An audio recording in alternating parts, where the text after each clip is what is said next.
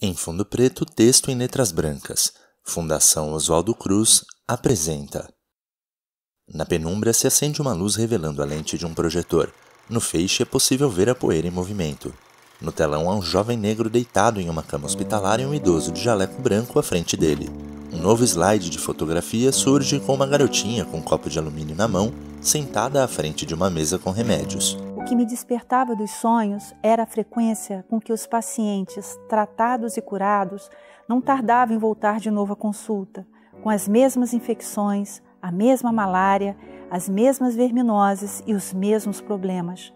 Mais que problemas médicos, eram os problemas socioeconômicos que eu via pela frente. O seletor do projetor de slides vai do 72 para o 73. No telão, a foto de uma senhora negra com a mão à boca e uma lata na mão. Foto de mulher com caneca metálica à boca. Foto de grupo de pessoas, maioria crianças, à frente de uma casa simples. Pensava numa medicina para o grande público e para reduzir a mortalidade pelas grandes endemias, principal problema de saúde no Brasil.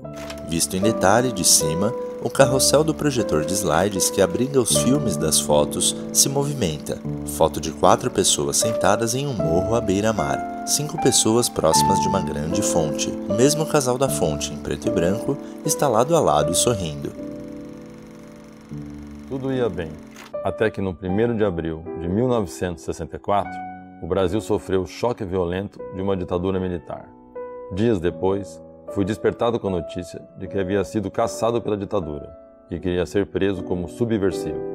Visto por trás do projetor de slides, tela bege com o texto em letras pretas.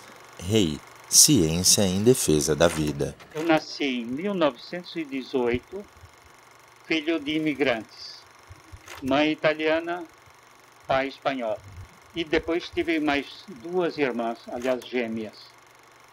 E comecei mesmo o ginásio no Mackenzie, mas depois acabei indo para o ginásio do estado, da capital.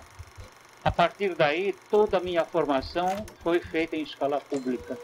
De modo que, apesar de meus pais não terem muitos recursos, isso permitiu que eu completasse toda a minha formação em São Paulo, no ginásio do estado e depois na Faculdade de Medicina da Universidade de São Paulo.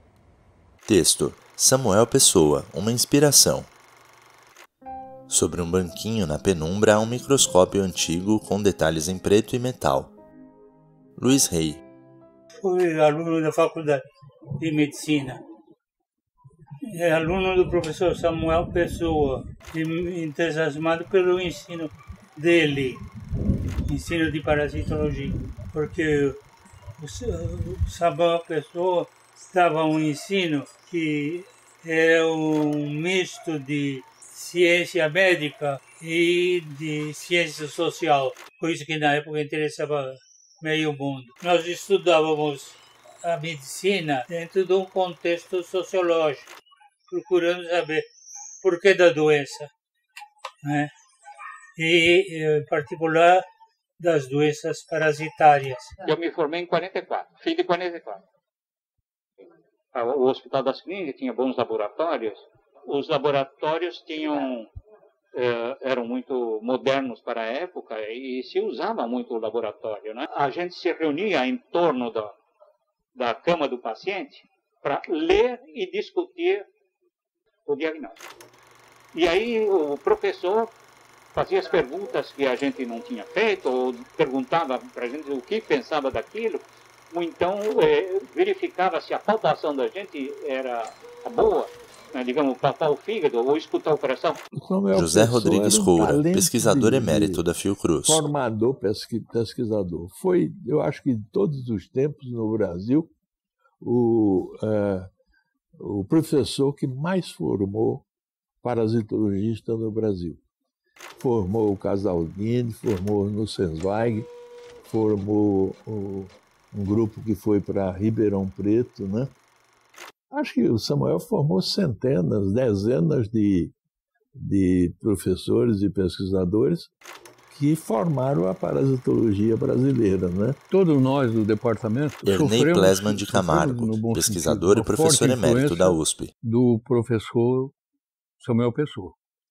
Ele era, sem dúvida nenhuma, era o líder de todos nós, não só pela sua postura social, mas pela sua postura acadêmica. Ele era um sujeito realmente dedicado ao seu trabalho, à sua ciência.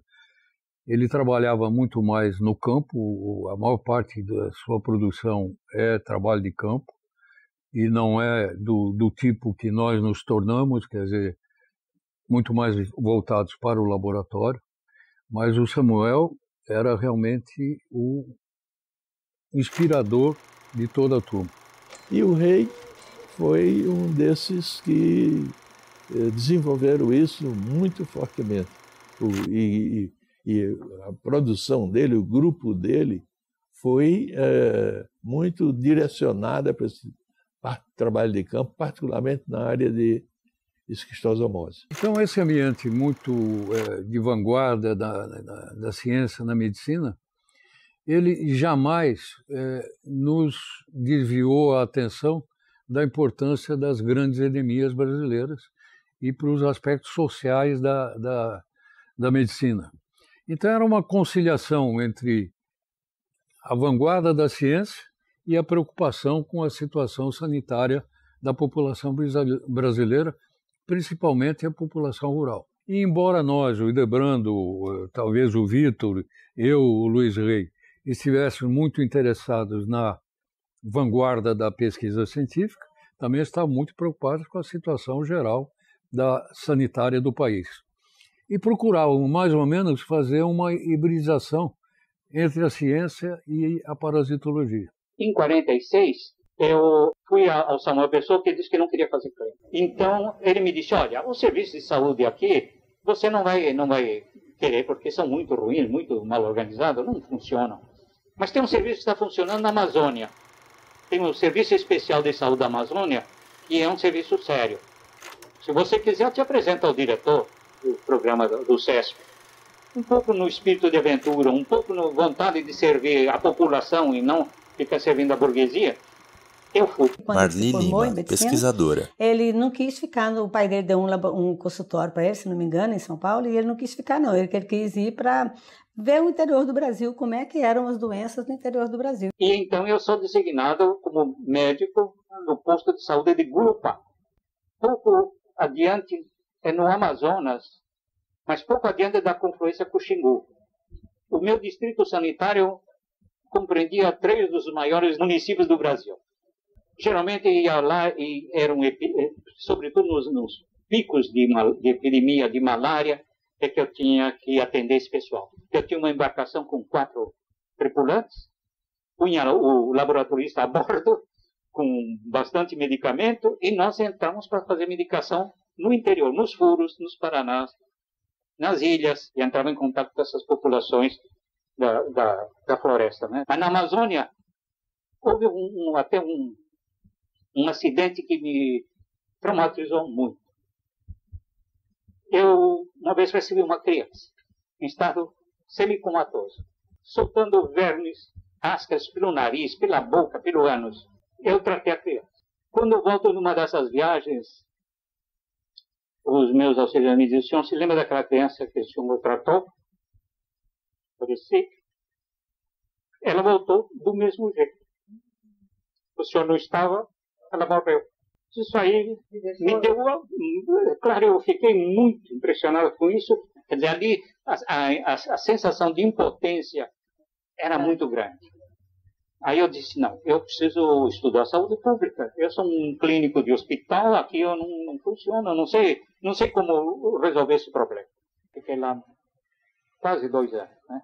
Mas aí eu resolvi, então, voltar para estudar saúde pública, que eu acho que é o que me estava faltando. Porque as escolas médicas não ensinavam saúde pública, 0 de saúde pública. Formavam clínicos para a clínica privada, para o grande hospital.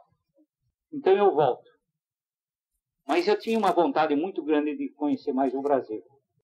Sobre fundo bege, o texto em letras pretas. Um departamento vermelho. Corredor de piso quadriculado em bege e marrom, de paredes também beges. Fachada de um grande prédio público de arquitetura do início do século. O departamento de parasitologia tinha a vantagem de ser um departamento de esquerda, como você já sabe, era chamado até o departamento vermelho da faculdade, E os docentes eram conhecidos como comunistas, participantes do Partido Comunista. Isso nunca foi problema na Faculdade de Medicina. Não, se convivia normalmente. Isso sequer era discutido, evitava-se discussões políticas. Não havia nenhum tipo de isolamento, discriminação ou qualquer coisa com relação à política do departamento. E assim passaram-se os anos. A Faculdade de Medicina estava numa fase muito favorável. A ciência estava numa fase muito favorável. Era quando se tinha descoberto a dupla hélice do DNA, com a sequência de aminoácidos nas proteínas, o retículo endoplasmático na célula, quer dizer, era um momento muito efervescente na Faculdade de Medicina. E nós tínhamos reuniões muito frequentes, semanais, sobre aspectos novos da medicina. Mais tarde, essas nossas reuniões vão ser acusadas injustamente, absolutamente injustamente, não preciso esconder isso de vocês, vão ser acusadas de reuniões subversivas. Não tinha nada disso, absolutamente nada. Podia ser subversiva para o estabelecimento cultural da faculdade, que era muito erudito e pouco experimental. Era aquele estilo do professor catedrático que era dono da verdade, né, e não questionava o fato através da ciência.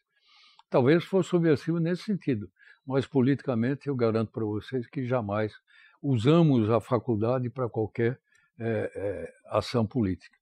A não ser depois, quando fomos demitidos, mas essa é outra história. Levávamos o ensino de uma maneira muito séria. Isso era também da escola do Samuel, do Luiz Rey, do Leônidas, quer dizer, todos tinham essa preocupação de ter um ensino da melhor qualidade. E, em função disso,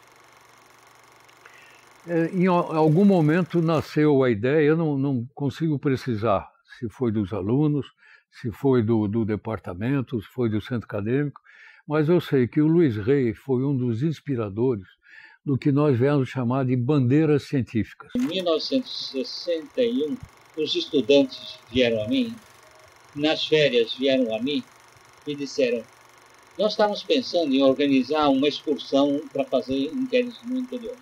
Eles estavam muito influenciados pelos nossos cursos de parasitologia, estavam muito motivados e queriam fazer alguma coisa não só no laboratório, mas no campo.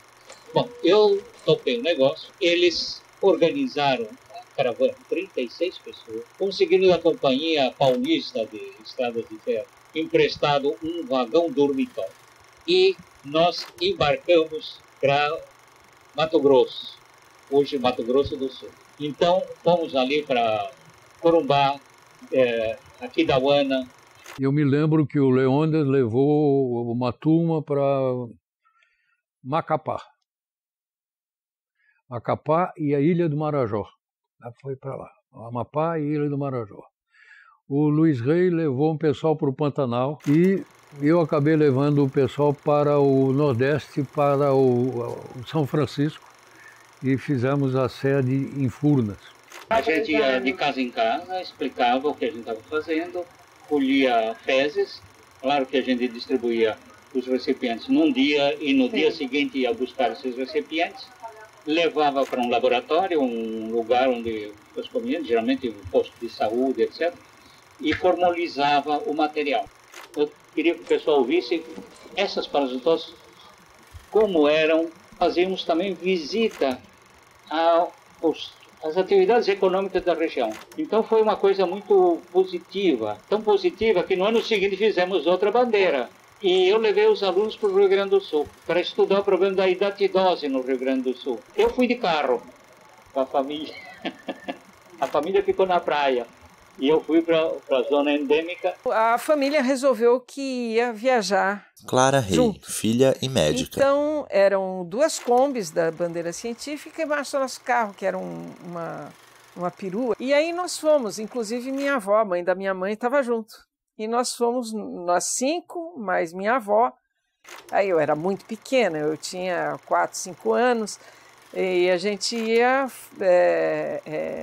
conhecer as redondezas, quando eles iam a alguns lugares que eram bonitos ou interessantes, a gente ia junto com os estudantes. Eu ainda hoje, quando encontro com um aluno ou outro, ele lembra da bandeira científica. Oh, professor, aquilo foi muito importante na minha vida, e é mesmo, e realmente é importante. Indivíduos criados em São Paulo, com todas as mordomias da burguesia paulistana, quando via aquele ambiente, realmente era um choque e um aprendizado muito importante. Sobre fundo bege, o texto em letras pretas. Uma ciência caçada. Manchete de jornal com papel amarelado e manchado. Faculdade de Medicina decide hoje greve de protesto. Submanchete. O que eles faziam pela ciência. De repente, no dia 31 de março, veio o golpe, veio a notícia do golpe de Estado. Aí o ambiente, a partir do golpe, o ambiente começou a ficar bem mais tenso na Faculdade de Medicina. E o que não tinha de política, de confronto político, passou a ter. Logo depois, eu acho que em abril ou maio, instala-se na Faculdade de Medicina uma comissão de inquérito policial militar. Os caras mais experimentados, como eu, o rei, isso não era problema. Você não se comprometia, dizia que era simplesmente intelectual de esquerda, não tinha que se aprofundar em detalhes. Mas para os docentes que não eram ligados a gente e que de repente se sentiam meio acuados e acusados também, isso era um clima de terror e eles ficavam realmente com muito medo. Folha de papel com o Brasil na República e o texto: Ministério da Guerra, Quartel-General do 2º Exército. Carimbo em vermelho escrito secreto. Cópia de memorando com o assunto: atividades subversivas. O ambiente na Faculdade de Medicina realmente tornou-se muito pesado, né? Até que veio o ato institucional número 1, e com a demissão nossa, desses aí. Então, eu devo estar aí também em algum lugar, nessa reportagem. Deixa eu ver. Eles faziam pela ciência. Isso aí. Aí. Era garoto aí, devia ter 22, 24 anos, 25. Porque nós fomos demitidos nos últimos dias da vigência do ato institucional número 1, que foi em 12 de dezembro. Né? A gente estava em casa quando nos telefonaram dizendo: você ouviu aí a Hora Nacional? A Faculdade de Medicina, eu acho que desmoronou nesse momento, quer dizer, porque ela se desmoralizou, ela permitiu uma violência contra docentes o que era absolutamente não usual. A Faculdade de Medicina sempre teve, historicamente, desde os cafeicultores paulistas, o esprit de corps, quer dizer, não se mexe em docentes da Faculdade de Medicina. E o golpe militar quebrou isso, inclusive foi um choque para muitos que eram conservadores. O rei, evidentemente, o Luiz Gay, como todos nós, estava profundamente envolvido nisso, foi cassado e também abandonou a Faculdade de Medicina profundamente desgostoso. Quando foi para a Justiça Militar o processo, o IPM, o promotor pediu a prisão preventiva dos indiciados. Quando eu vi isso, né, isso me lembra até uma canção, um samba que diz assim: Deus me deu perna comprida e muita malícia para correr atrás de bola e fugir da polícia. Eu comprei uma passagem Rio, Caracas, México e mandei um telegrama para o Torrealba: chego aí amanhã às tantas horas. Peguei um avião e fui. Eu me lembro que uma vez meu pai já tinha ido embora, já tinha saído do Brasil, depois do AI-1, e um dia bateu lá em casa uns sujeitos, com cara enfim, uma cara estranha. Aí o sujeito abriu, eu era pequenininha, né? Aí atendi da janela de casa, que a gente não abriu o portão, a gente atendia lá de cima da janela. Aí disse assim: estou procurando o Dr. Luiz Rey. Aí disse: ele não está.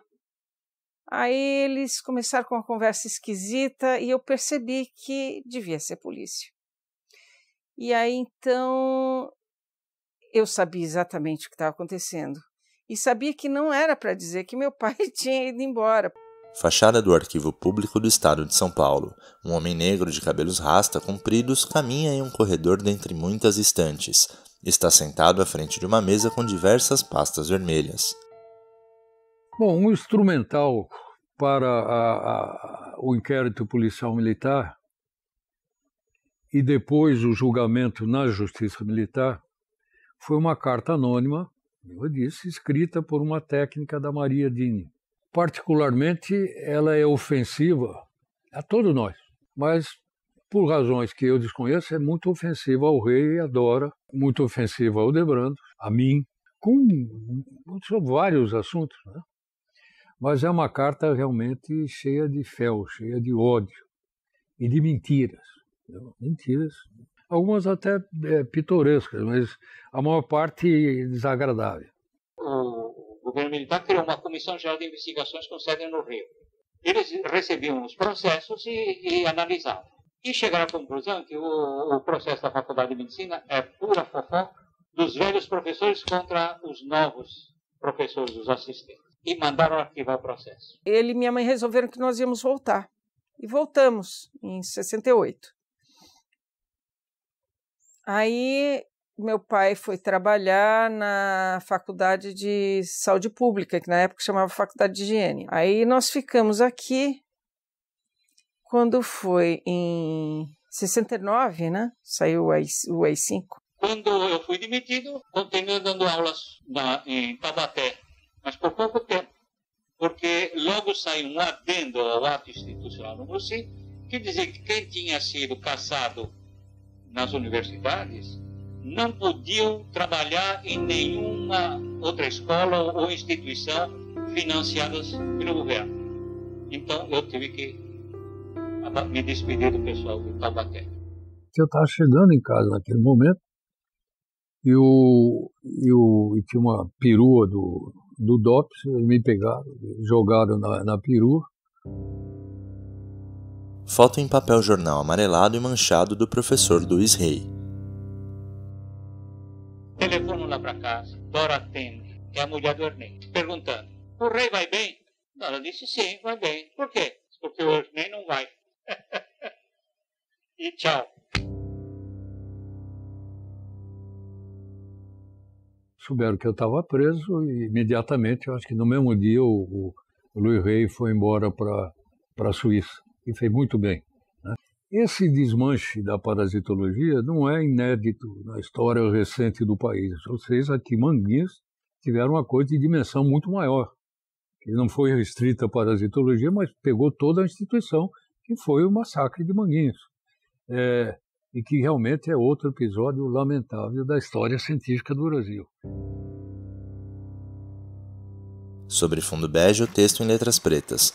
Um parasitologista no mundo. Aos poucos ganha foco a imagem em detalhe do rosto de um idoso que é branco e usa óculos. Ele está de perfil virado para a esquerda em uma área externa. Eu fico em Paris, na casa do Luiz, mas antes eu estava negociando, procurando emprego no exterior. E nessa procura eu apresentei minha candidatura para a OMS. E me comunicava também com a Ruth, o Vitor e tal, etc. E disse para a Ruth que eu estava querendo ver se conseguia um emprego na OMS. Porque ela era muito ligada à OMS, porque estava no programa de malária da OMS, né? Trabalhando em vacina e tudo mais. O entrevistador era um russo, um médico russo. Ele estranhou e disse, mas por que você veio e não esperou o PTA? O senhor sabe o que está acontecendo no Brasil? Ele disse, é por isso que eu tive que sair correndo. Ele disse, não conte isso para ninguém. Porque a OMS não quer complicações com governos. A entrevista está feita, você pode assinar o contrato.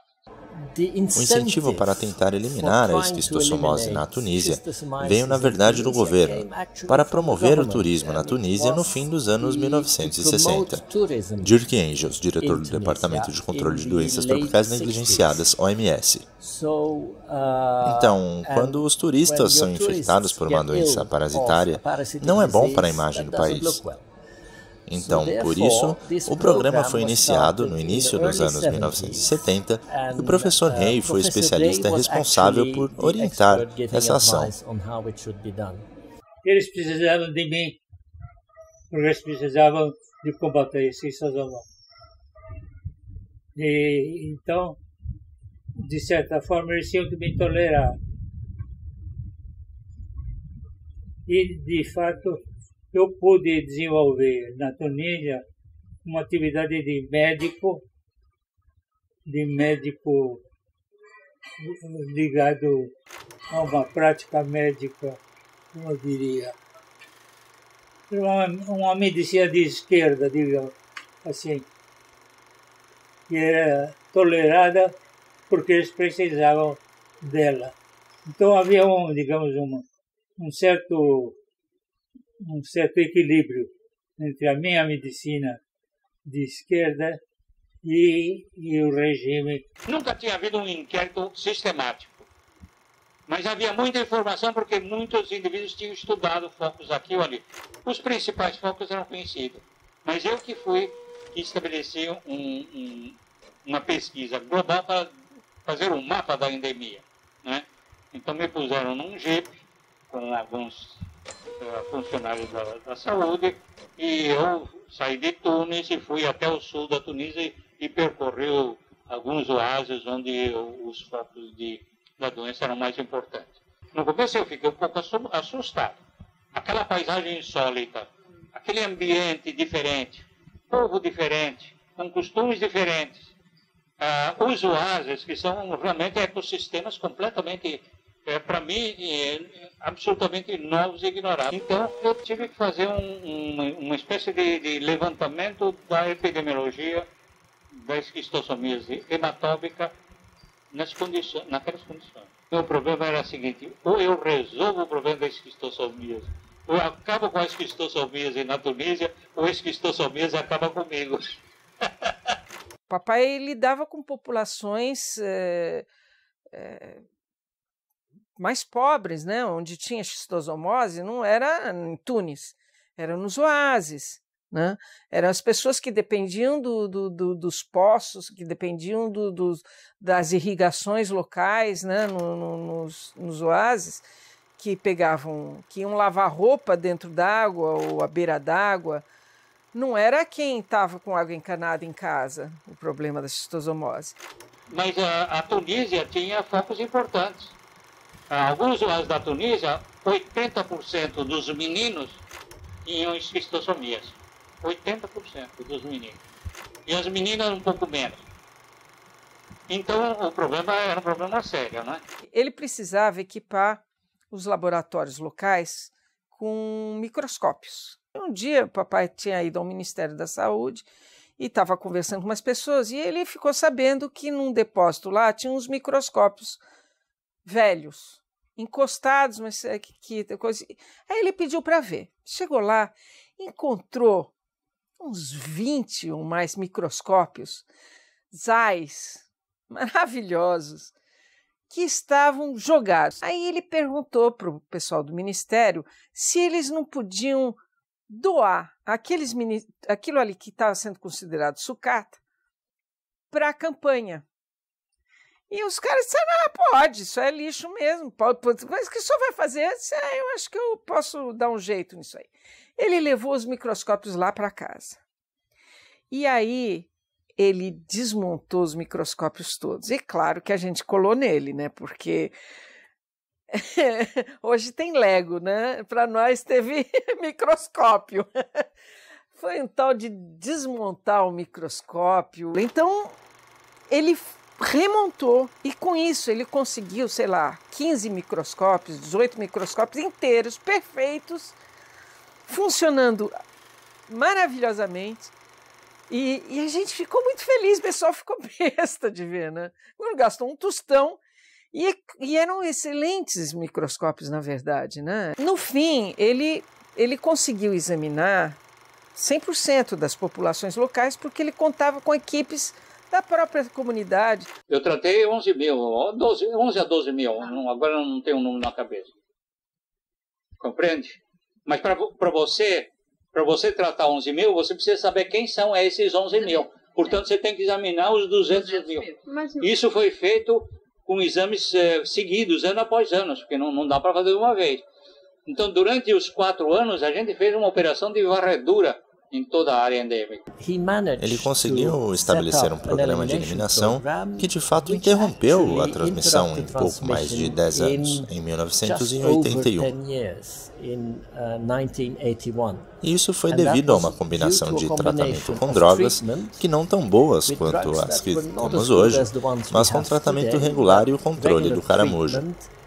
Mas um controle do caramujo realizado não apenas com químicos, mas principalmente com engenharia ambiental, para reduzir o número de caramujos.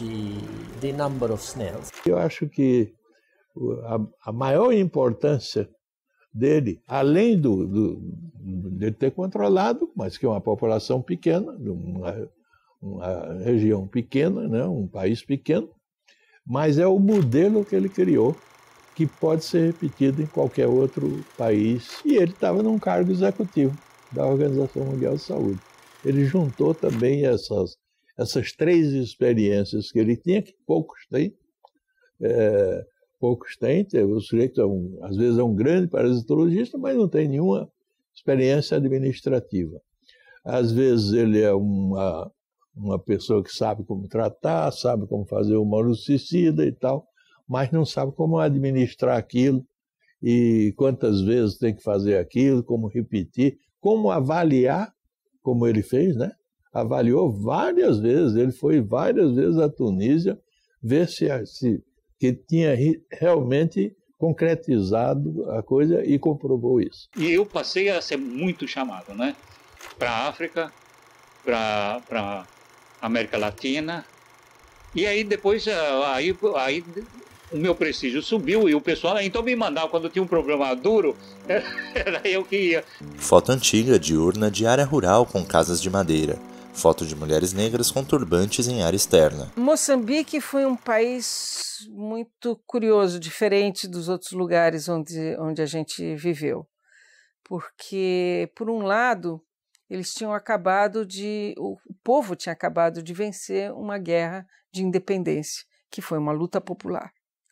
Então, as pessoas estavam muito felizes, muito eufóricas dessa conquista, né, de independência, de identidade, e isso você via estampado na cara das pessoas. Ao mesmo tempo, o país estava extremamente depauperado por conta, por um lado, da invasão de pessoas que levaram também valores, né? E, por outro lado, num pós-guerra que foi sangrento. Bernardo Soares, pesquisador. Eu chegou lá e havia um curso de medicina que não tinha poucas matérias básicas, tinha mais a parte clínica. Então ele falou assim, principalmente parasitologia, que é o dele, eu falei, não tem, vamos fundar então uma cadeira. Então ele abriu, fez uma disciplina de parasitologia, do nada.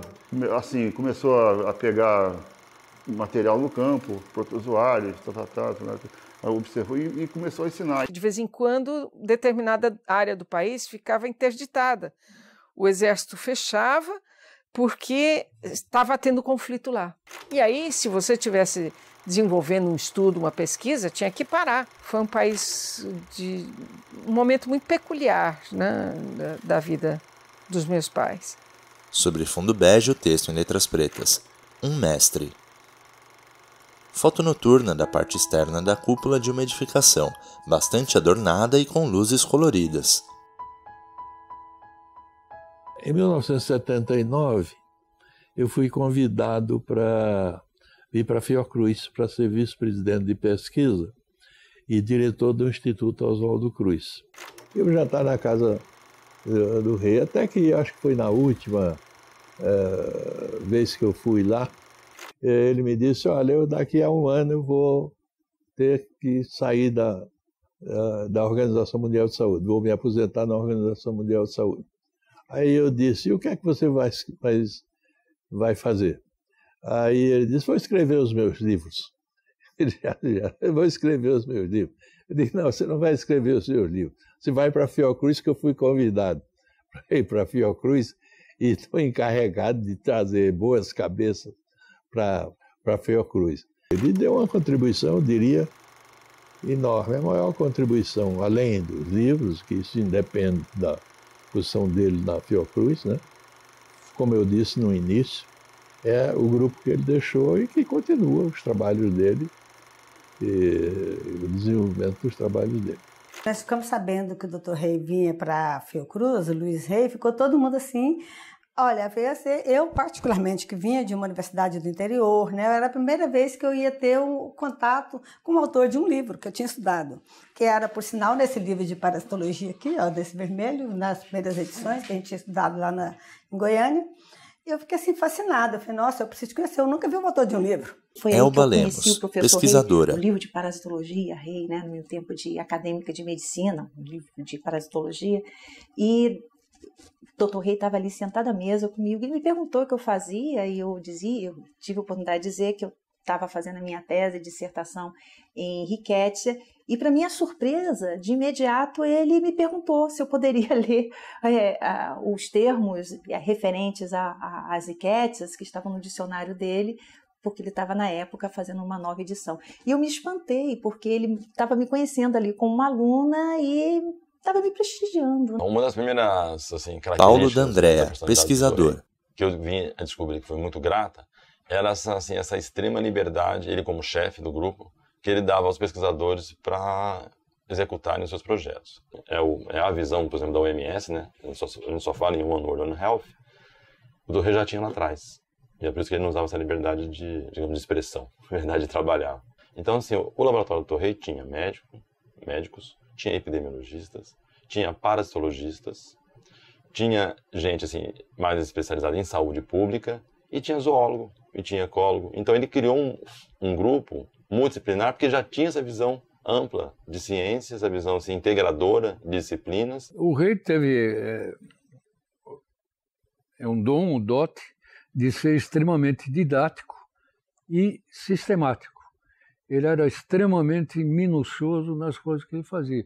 Sei porque eu participei da livre docência dele e ele anotava tudo e eu aprendi até isso com o Rey. Quer dizer, para fazer ciência direito, você precisa anotar.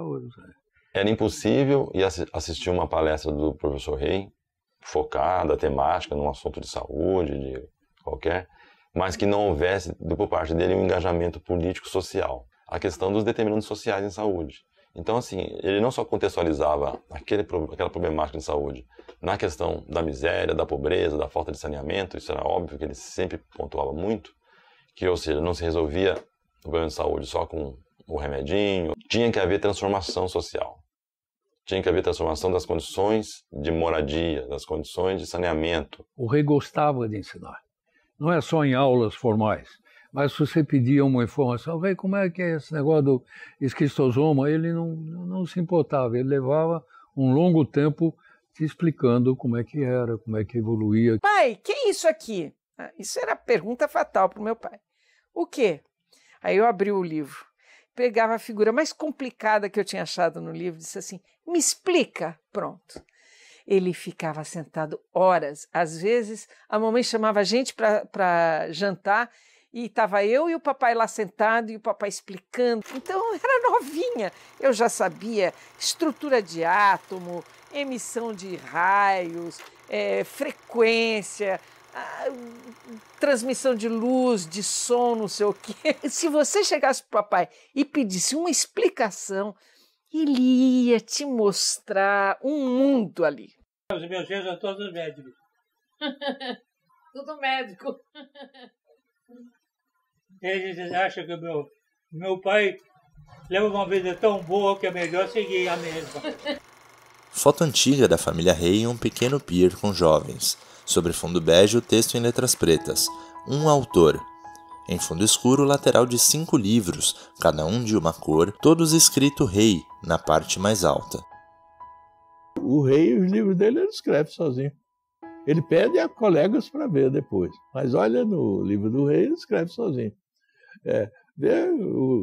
Eu estava dizendo, eu escrevi um livro,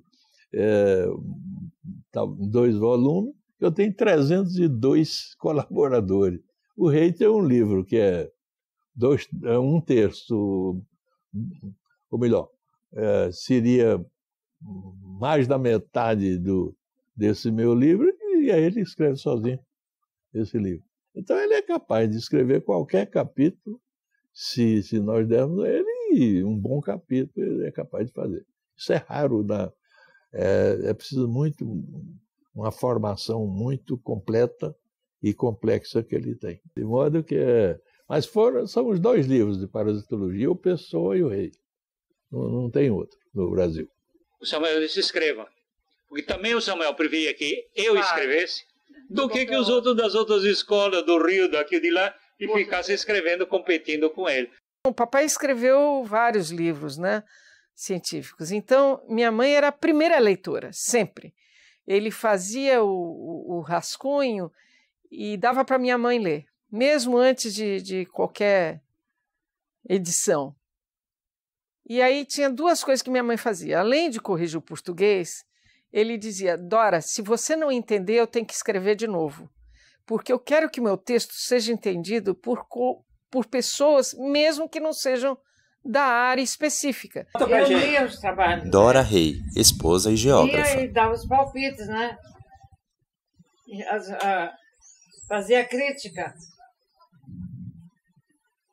E se houvesse problema, eu aumentava, né? Melhorava. Você não pode ensinar sem ter um dicionário. Você tem que explicar a sua linguagem. Só isso já diz que você precisa de ter um dicionário. Para qualquer coisa você precisa ter conhecimento. Se você dá aulas, se você escreve, tudo, precisa ter uma forma de definir os seus termos. A gente depende das palavras. Eu venho às vezes um aluno para a gente perguntar o que é que o senhor acha, e disse assim: eu digo, você já olhou no Rei? Olha no Rei, depois a gente conversa. Ele quando volta de ler o Rei e a coisa, ele já volta bem melhor. Sobre fundo bege, o texto em letras pretas: Se é que Rei morre. Em detalhe, o carrossel do projetor de slides em movimento. Foto colorida e antiga de Rei, com cabelos ainda castanhos, que olha para um pássaro que alguém segura à frente dele. Rei e Dora estão sentados em um banco em área gramada. Ele de terno cinza e ela de blusa branca, saia cinza, paletó preto e cachecol e luvas vermelhas. Foto da família Rei à frente de uma fonte. Os filhos são adolescentes. Foto em preto e branco de Rei e Dora, da cintura acima, sorridentes olhando para a frente.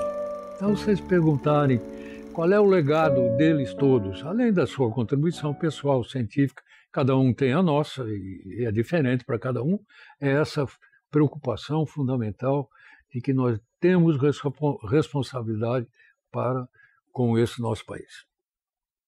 E o Rei deixou um legado inquestionável nesse sentido. O Dr. Rei foi um cientista mesmo, né? Com experiência de laboratório, experiência de consultório, experiência de trabalho de campo, de pesquisa de campo. Então esses são os grandes legados, sabe? A visão de ciência, a visão dos problemas de saúde, o bom humor que ele enfrentava as coisas, assim, aquela coisa, né? Vamos endurecer, mas perder a ternura jamais. Cientistas como o professor Rei foram pioneiros e visionários, moldando o que nós estamos fazendo hoje e também moldando a nós, que fazemos o trabalho atualmente. Então, nesse sentido, eu acho que eles construíram uma base sólida para o que hoje nós somos capazes de levar adiante. O professor Rei, ele deixa esse legado. Não é só o aspecto profissional, mas o aspecto da humanidade, de respeitar e querer que o homem esteja bem, com saúde. E saúde não é só a saúde isento de micro-organismo, de parasita. Não, é a saúde mais global, do bem-estar, de estar bem, de estar feliz. Fechando o estudo, é a maneira bem-humorada de ver a vida, né? E assim, o apego à vida de viver bem. Pai? Oi. Mulher se aproxima de Rei, que a beija no rosto. Ela devolve o beijo.